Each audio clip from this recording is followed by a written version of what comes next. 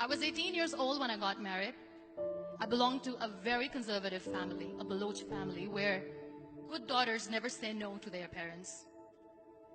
My father wanted me to get married, and all I said was, if that makes you happy, I'll say yes. And of course, it was never a happy marriage. Just about after 2 years of getting married, about 9 years ago, I met a car accident. Somehow my husband fell asleep and the car fell in the ditch. He managed to jump out, saved himself. I'm happy for him. But I stayed inside the car and I sustained a lot of injuries. The list is a bit long. Radius ulna of my right arm were fractured. The wrist was fractured. Shoulder bone and collarbone were fractured. My whole rib cage got fractured. But that injury that changed me and my life completely was the spine injury. Many people came to rescue. They gave me CPR. They dragged me out of the car. And while they were dragging me out, I got the complete transection of my spinal cord. Those 2.5 months in the hospital were dreadful. I was at the verge of despair. One day, doctor came to me and he said, well, I heard that you wanted to be an artist, but you ended up being a housewife. I have a bad news for you. You won't be able to paint again. Next day, doctor came to me and said, your spine injury is so bad, you won't be able to walk again. I took a deep breath and I said, it's all right. Next day, doctor came to me and said, because of your spine injury and the fixation that you have in your back, you won't be able to give birth to a child again. That day, I was devastated. I started to question my existence. Why am I even alive? So what kept me going was, one day I asked my brothers, I know I have a deformed hand, but I'm tired of looking at these white walls in the hospital and wearing these white scrubs. Bring me some colors, bring me some small canvas. I want to paint. So the very first painting I made was on my deathbed, where I painted for the very first time. What an amazing therapy it was. Without uttering a single word, I could paint my heart out. I could share my story. People used to come and say, what lovely painting. So much color. Nobody could see the grief in it. Only I could. And that day I decided that I'm going to live life for myself. I am not going to be that perfect person for someone. I am just going to take this moment and I will make it perfect for myself. That I'm going to fight my fears. So I wrote down one by one all those fears. And I decided that I'm going to overcome these fears one at a time. You know what was my biggest fear? Divorce. But the day I decided that this is nothing but my fear, I liberated myself by setting him free.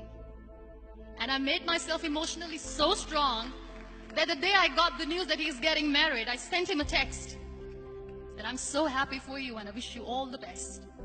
And he knows that I pray for him today. Number 2 was, I won't be able to be a mother again. And that was quite devastating for me. But then I realized there are so many children in the world, all they want is acceptance. So there is no point of crying, just go and adopt one. And that's what I did.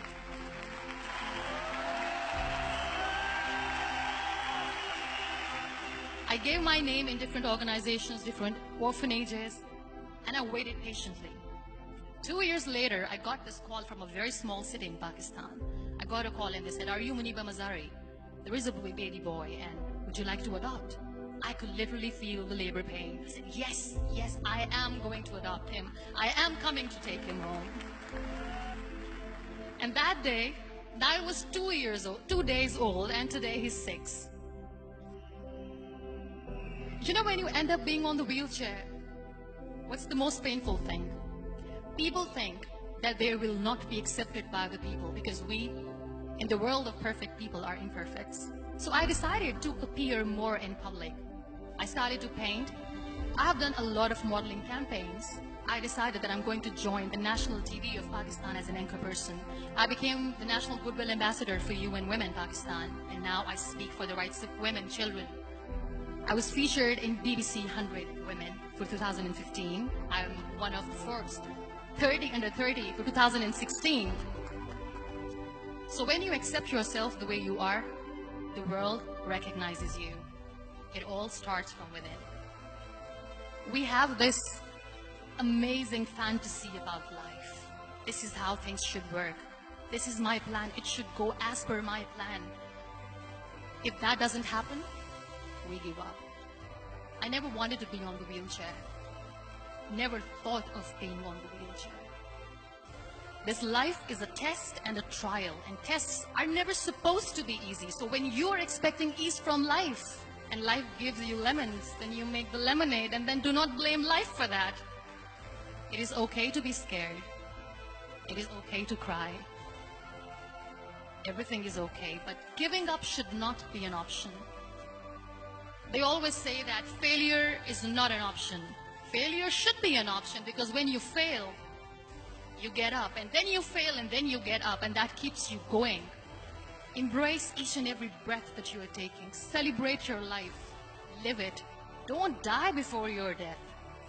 Real happiness lies in gratitude. So be grateful, be alive, and live every moment.